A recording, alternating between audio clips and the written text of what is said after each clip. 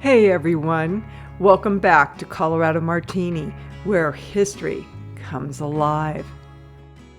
Today we are standing on the grounds of the Wyoming Pioneer Memorial Museum in Douglas, Wyoming.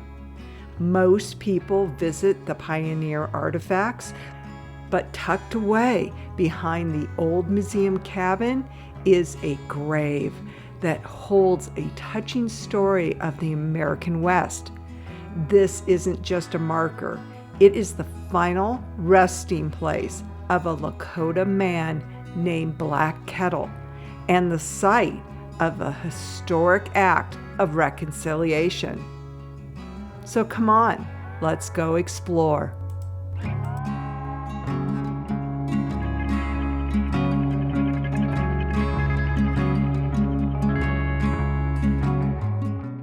So right behind the museum is this hidden headstone, and it reads, Indian killed, what's that say? Someone. Indian killed by John Owens in 1903.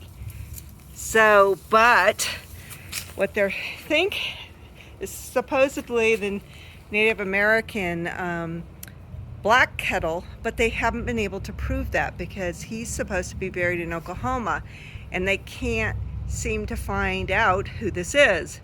So if there's anybody watching this that has any information, please let us know. So there's the schoolhouse, and here is his headstone. To understand why this grave is here, we have to go back to 1903.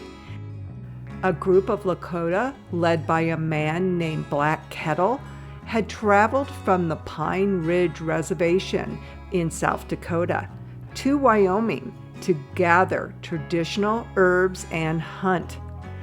But tensions were high, and a sheriff's posse intercepted them at Lightning Creek, northeast of Douglas.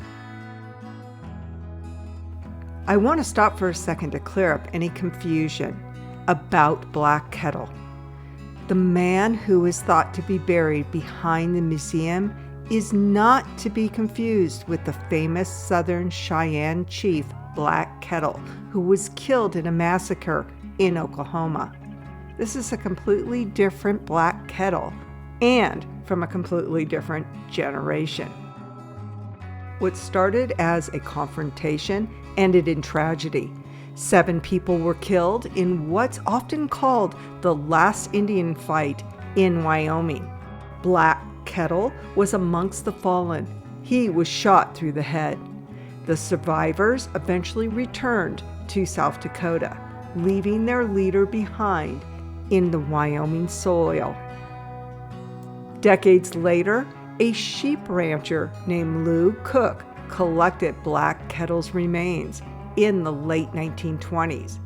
They were donated to the Wyoming Pioneer Association, literally in a gunny sack.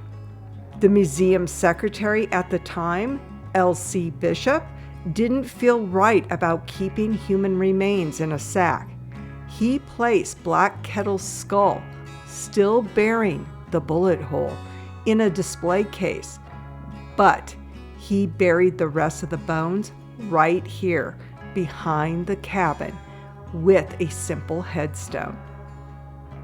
The story took a dramatic turn during the Wyoming State Fair in the mid-1930s. A group of Lakota men visiting from the Pine Ridge Reservation walked into the museum on the grounds and were shocked to see Black Kettle's skull on display. They recognized him immediately by that bullet wound. They requested his remains be returned to the reservation, but L.C. Bishop proposed something different, a formal public reburial right here on the fairgrounds to honor the fallen leader.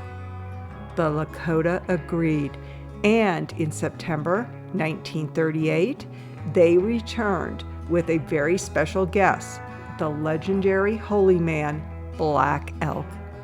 This just wasn't a funeral. It was a bridge between two cultures. A massive platform was built, painted in sacred colors, red, yellow, black, and white. Black Elk, then 75 years old, led a wonderful ceremony. He placed food, clothing, and other items on the coffin to guide Black Kettle to the happy hunting grounds. Thousands of fairgoers watched in silence. It was a moment where the old West of conflict was replaced by a spirit of mutual respect. Today, the display case that once housed his skull is gone, and Black Kettle rests peacefully here, sheltered by the museum. When you stand here, you aren't just looking at a grave, you are looking at a site where history tried to heal itself. So next time you are driving through Douglas, Wyoming, make sure that you stop and walk behind the Pioneer Museum. Pay your respects to Black Kettle and remember the day Black Elk brought him home.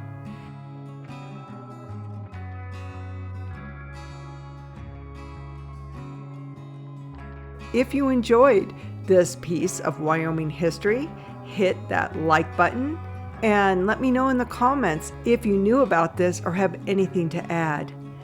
Thank you for watching, and I'll see you on our next adventure. And always remember to be kind in everything you do, even the comments you make.